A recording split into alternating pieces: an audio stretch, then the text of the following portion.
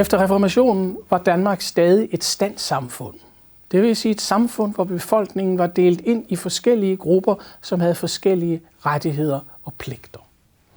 På en måde var billedet dog blevet enklere.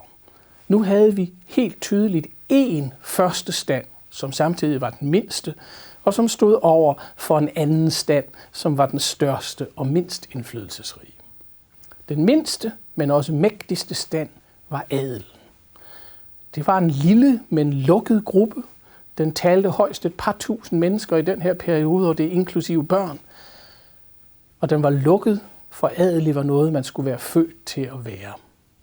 Den her adel havde stor magt og store privilegier.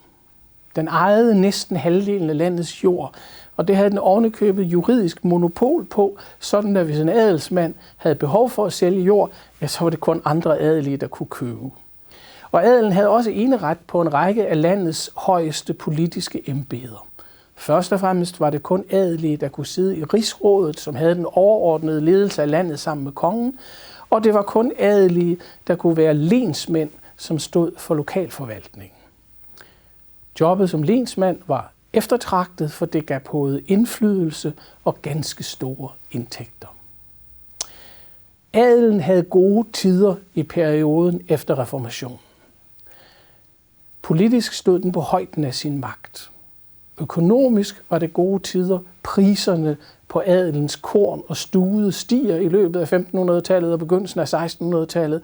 Og frem til 1620'erne er det stort set fred, så man kan nyde de gode indtægter i ro og fred. Og samtidig får adelen et dannelsesløft i perioden. Efter reformationen bliver det almindeligt, at unge adelsmænd kommer på en flere år lang rejse til udlandet, hvor de besøger universiteter og hoffer i udlandet. Målet med det er egentlig at løfte adelen kvalifikationsmæssigt i forhold til jobbene i kongens tjeneste som rigsråd og lensmænd eller i kongens kancelli. Men en sideeffekt er jo, at adelen på den her måde får et stort kendskab til den renæssancekultur, der har bredt sig ud over Europa. Og når adelsmændene så kom hjem, ja, så omsatte de kombinationen af penge og dannelse i et prestigeforbrug. Det vigtigste udtryk for det er herregårdsbyggeriet. Vi har stadig mange herregårde fra perioden over næsten hele landet. Det er også den her periode, at adelen går i gang med at få malet portrætter af sig selv. Der kommer prægtige adelige gravmalere i kirkerne. Og nogle adelige, dem der var sådan mest intellektuelle, de samlede sig store biblioteker. Adelens modstykke var bondestanden. Det var langt den største stand. Den havde ingen særlige rettigheder. Tværtimod havde den pligter over for både kongen, adelsmanden og kirken. Det var jo også sådan, at det var de færreste bønder, der ejede den gård, de boede på. De lejede den af en godsejer, det kaldte man, at de fæstede gården, og derfor kalder vi dem fæstebønder. Og i leje betalte de en årlig afgift, som kunne bestå af penge, korn og andre varer. Men det var ikke nok med det. Oven i afgiften skulle de også arbejde for godsejeren. Det kalder vi hoveri. Det betyder ikke ret meget i begyndelsen af perioden, men det kom til at stige. Adelens udvidelse af herregårdene er nemlig ikke kun bygninger, men også markerne bliver større, så bliver der mere arbejde. Derfor skal bønderne gøre mere hoveri.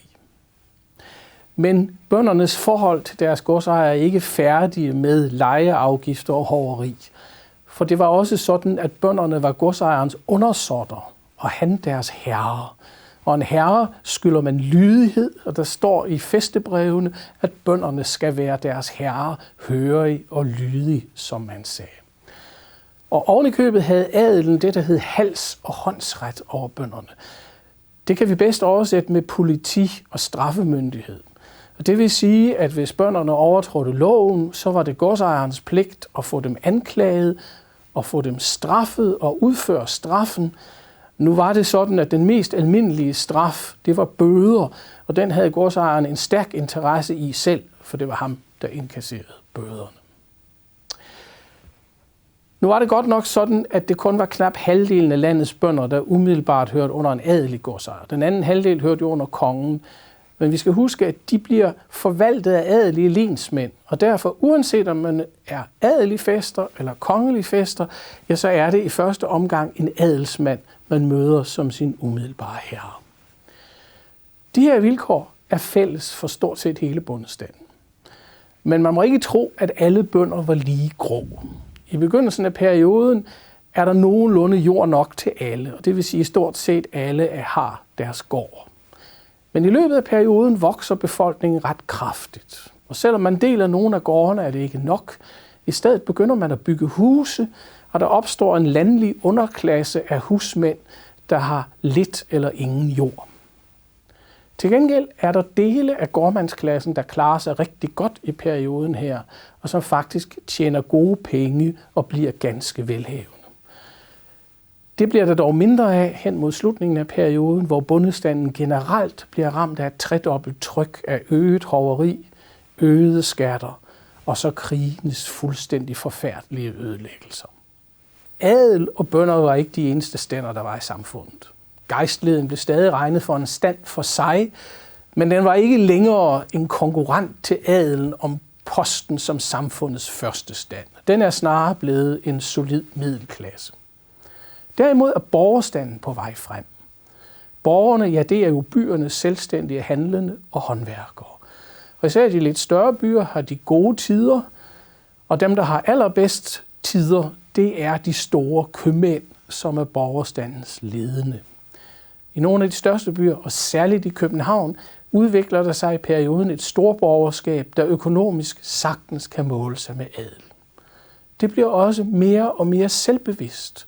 Og når vi kommer hen mod slutningen af perioden, så begynder borgerne i stigende grad at mene, at når de nu økonomisk sagtens skal klare sig på linje med adelen, så var det også kun rimeligt, at de fik samme indflydelse og ret til de samme embeder.